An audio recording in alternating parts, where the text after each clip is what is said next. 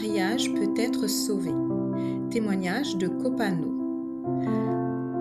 Copano, comment votre restauration a-t-elle réellement commencé? Avant de commencer, je tiens à vous dire que j'étais la plus naïve des naïves.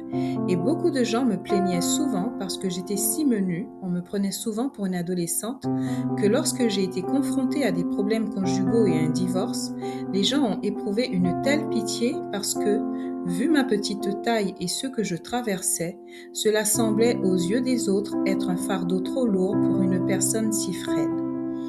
Mais Dieu a choisi les choses folles du monde pour confondre les sages. Dieu a choisi les choses faibles du monde pour confondre les fortes. Mon mari et moi nous sommes rencontrés par hasard à l'heure du déjeuner près de nos lieux de travail respectifs, dans des entreprises différentes mais dans le même quartier. Nous avons commencé à sortir ensemble environ 2 mois plus tard. De retour de notre premier dîner en amoureux, j'ai envoyé un SMS à ma meilleure amie de l'époque. Je crois que j'ai rencontré mon futur mari.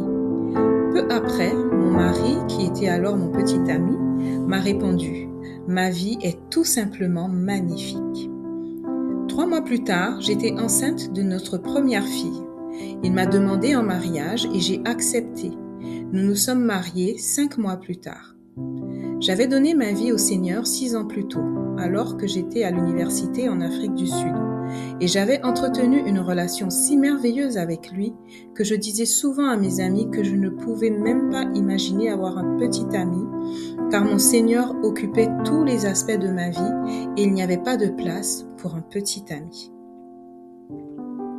J'avais demandé au Seigneur de ne pas me renvoyer dans mon pays après mes études, mais il l'a fait. Cela m'a tellement mise en colère que je le lui ai dit ouvertement et j'ai commencé à m'éloigner de la foi.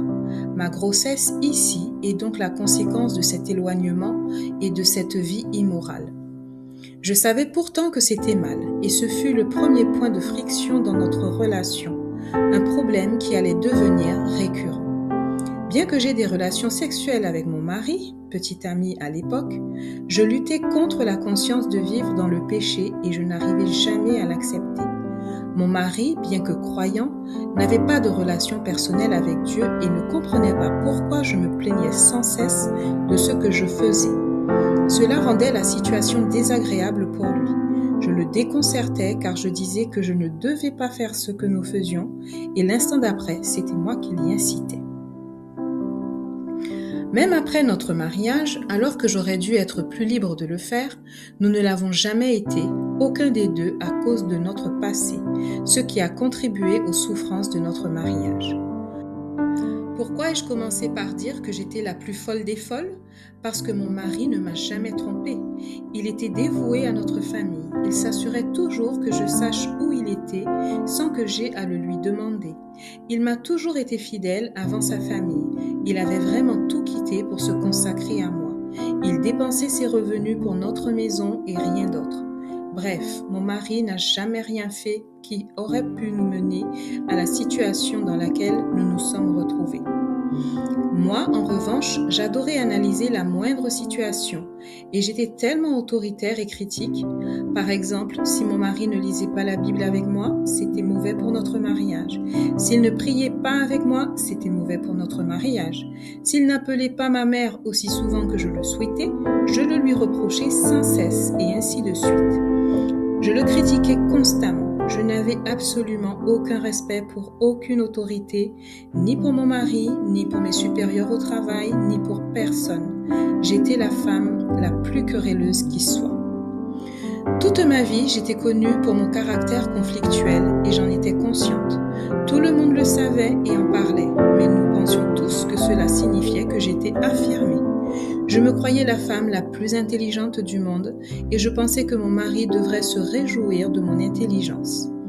Et pour couronner le tout, j'étais une pharisienne hypocrite et moralisatrice qui passait son temps à étudier des croyances de toutes sortes de confessions et de religions pour ensuite les critiquer sans relâche, les qualifiant soit de sectes, soit d'incapables d'interpréter la Bible. Croyez-vous que mon mari me l'avait fait remarquer à maintes reprises et que je ne voyais aucun problème à cela? Mon mari m'a mise en garde contre les points suivants tout au long de notre mariage. Je dois faire attention à mes mots, a-t-il dit précisément. Les mots sont très puissants. Choisissez vos mots avec soin. Il m'a averti que je n'étais pas soumise et que je devais le laisser en tant que mari me guider. Je lui ai dit clairement que non, je ne le ferai jamais. Il m'a averti que j'étais querelleuse et que cela le poussait à prendre ses distances. Je lui ai répondu que je ne pouvais pas être d'accord avec tout ce qu'il disait et je ne partageais pas ses convictions. Mon mari est même allé jusqu'à me dire, avec amour, de trouver une femme plus âgée pour m'apprendre à être une épouse. Mais j'ai catégoriquement dit non et je lui ai dit qu'il devrait trouver un homme plus âgé pour lui apprendre à être un mari. Je tiens à souligner cela pour vous montrer à quel point j'étais naïve. Contrairement à beaucoup de femmes qui prétendent que leur mari les a quittées sans prévenir alors que le problème venait d'eux, j'ai été clairement avertie. Si j'avais été sage, j'aurais imploré Dieu de m'aider, mais non, j'étais trop orgueilleuse. Mon mari n'a jamais commis d'adultère de lui-même. Au contraire, il a essayé de m'enseigner ces mêmes principes que j'apprends maintenant grâce à RMI. Mais j'ai été stupide et je ne l'ai jamais écouté. Parce que je ne voyais pas ma propre faute et que je critiquais sans cesse mon mari, me comportant comme une enfant, exigeant toujours qu'il fasse des choses exactement comme je le voulais, ne le laissant jamais prendre les devants mais voulant le diriger, il s'est replié sur lui-même et est devenu très distant. Je suis devenue très malheureuse, persuadée qu'il ne m'aimait plus et l'en accusant souvent. Il n'a même pas cherché à me convaincre du contraire. C'est au contraire replié sur lui-même et a fini par me couper la parole complètement. Peu après le début de son repli sur soi, j'ai découvert que j'étais enceinte de notre deuxième enfant. Et j'ai pensé que puisque j'étais enceinte, mon mari me parlerait enfin. Erreur. Quand je lui ai annoncé la nouvelle, il m'a regardé d'un air absent, sans la moindre réaction. Au bout de 3 semaines de silence, j'ai fini par convaincre mon mari d'aller en thérapie de couple. Il n'y est allé que parce qu'il respectait le pasteur et qu'il ne voulait pas leur manquer de respect en ne venant pas. Sans cela, il n'y serait jamais allé car à ce stade, il s'était complètement désintéressé de notre mariage. La thérapie de couple n'a fait qu'empirer les choses car j'ai entendu mon mari déclarer qu'il avait manifestement épousé la mauvaise femme. J'étais anéantie. Quand il m'avait rencontrée, il criait sur tous les toits que j'étais la femme de sa vie et m'avait même offert un parfum du même nom. Maintenant, il disait tout le contraire. Nous avons immédiatement interrompu la thérapie après cette séance et je me suis inscrite en ligne à un programme de soutien conjugal laïque proche des enseignements du New Age pour environ 1 000 $. On nous promettait la solution miracle et j'y ai cru. Quand rien n'a changé, j'ai su que mon mariage était terminé. Mais mon mari ne me disait même plus bonjour, alors que nous vivions toujours sous le même toit et dormions dans le même lit. Une fois de plus, j'ai commis l'erreur de décider de quitter notre maison. Je ne supportais plus le silence et j'ai contacté un avocat spécialisé en droit de la famille pour savoir si je pouvais légalement partir avec notre fille. Elle m'a confirmé que oui. Alors j'ai fait mes valises et je suis partie vivre dans une maison de location, bien décidée à divorcer. Environ 2 semaines plus tard, je me suis réveillée avec cette question qui résonnait au plus profond de moi. Si tu ne pries pas pour ton mari, qui le fera ?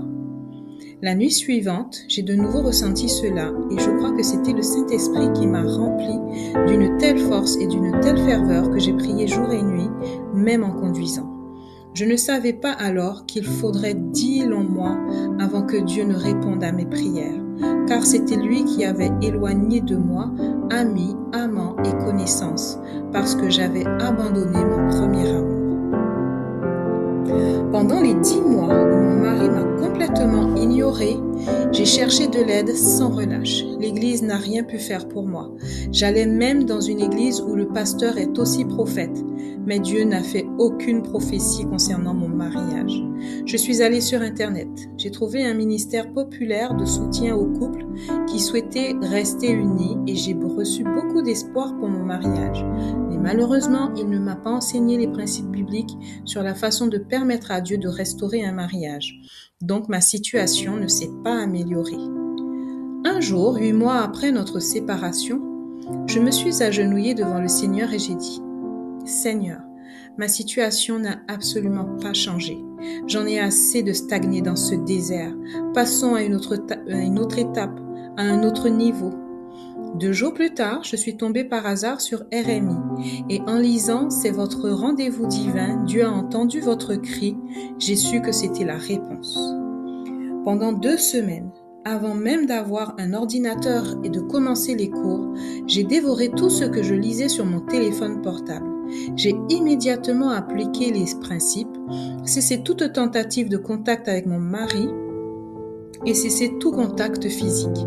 Quand RMI a dit que c'était le Seigneur qui avait éloigné mon mari, je me suis immédiatement souvenue de mes années d'université où le Seigneur était tout ce que je désirais, tout ce dont j'avais besoin, tout ce pourquoi je vivais.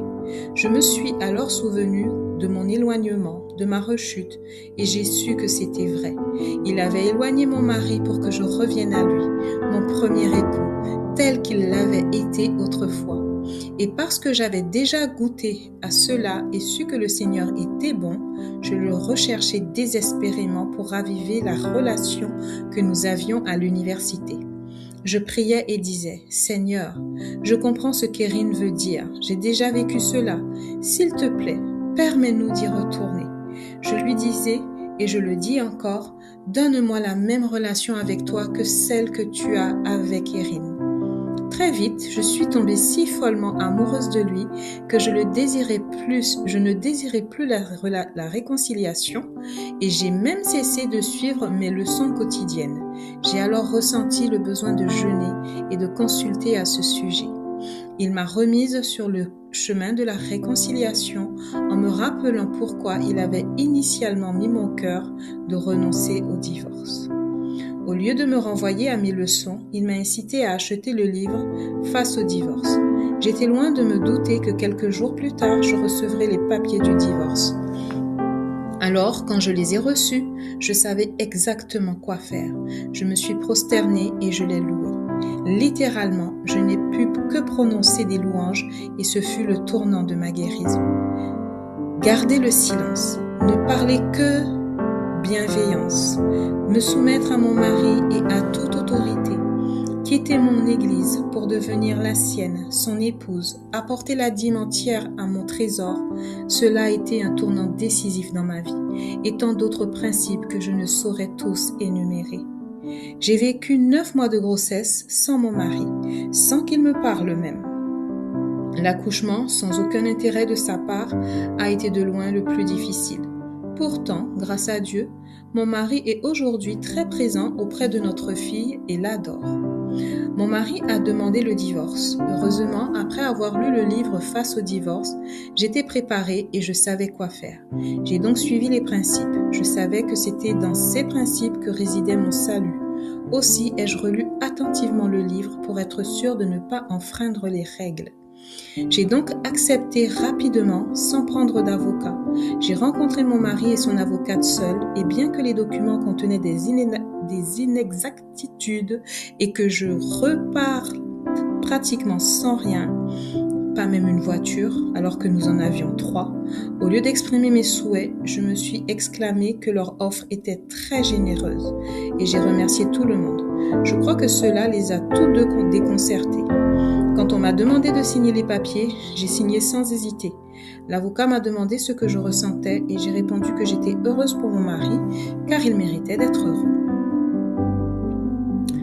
Après cette réunion avec mon mari et l'avocat, j'ai continué à prier contre le divorce, mais pas avec trop de ferveur car je savais pertinemment que quel que soit le résultat, tout irait bien puisque j'avais un mari de toute façon.